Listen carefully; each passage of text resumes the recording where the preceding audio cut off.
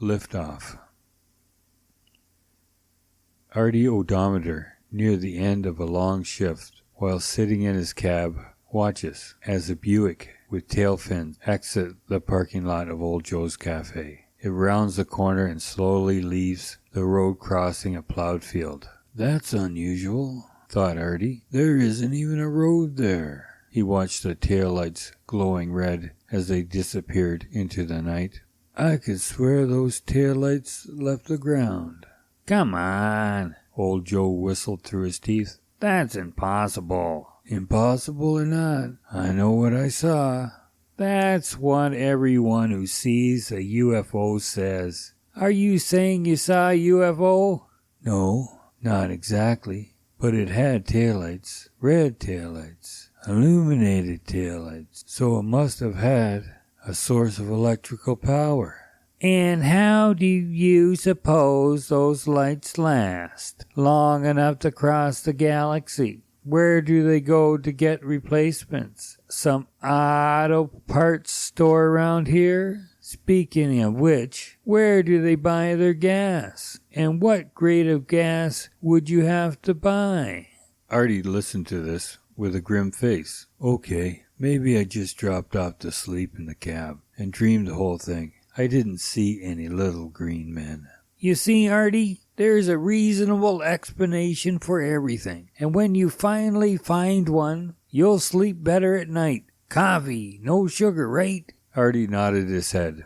"Funny how sometimes things can convince you against your own senses." "Reason and logic, Art. Can't go wrong with reason and logic. They are the beginning and end of all things. The Alpha and the Omega. They always lead in the right direction." "Guess you're right, Joe. Well, gotta take off. The meter won't tick over by itself. Thanks for the pep talk." "Anytime, Artie. Remember to just keep your feet on the ground, and you can't go wrong." As Artie departed, Molly, starstruck, came out of the small office. "That was close. We'll have to be more careful in the future. Who would have thought someone would have seen that old Buick, or even if they had, asked questions about it?" "It was a mistake to send it over that field. Should have driven it down the highway to a remote spot." "Still, you convinced him it was all in his head." "It's like I told him. Reason and logic. That's all it takes." Artie pulled out of the parking lot at the cafe. He rounded the corner, the same corner he saw the taillights follow. He pulled over near the field. He saw the taillights enter. Pulling his flashlight out of his glove box, he stepped out of the cab and flicked the light on. He shone the lights on the ground and found the tire marks. He followed them for what he estimated more than 20 feet, and then they simply vanished. Artie drew in a breath. "All reason and logic, my foot." He stood still in the darkness, with the light in the grooves of the vehicle had made right until they disappeared. The treads that were once a few inches deep seemed to lessen in depth until the treads where they ended were very light, almost unnoticeable. "It rose into the air. I knew it, just like I saw it. There's also another thing I know that I didn't mention earlier. I saw old Joe and a younger woman watching as a Buick pulled out of the parking lot." The sun was setting as Zeke and Walter sat on the front porch at the Billingsworth Hotel. Between them was the usual checkerboard. "You know what, Walt? Herb hasn't been around for a few days. He must be off on vacation."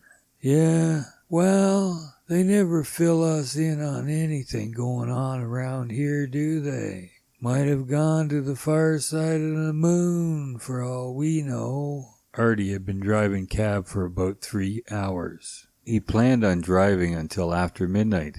The image of those lights and tracks from last night were still fresh in his mind. He remembered a definition of reality he had once read. Reality, it decreed, was that what is. That's the whole thing, isn't it? That's it in a nutshell. That what is. Nothing could be clearer.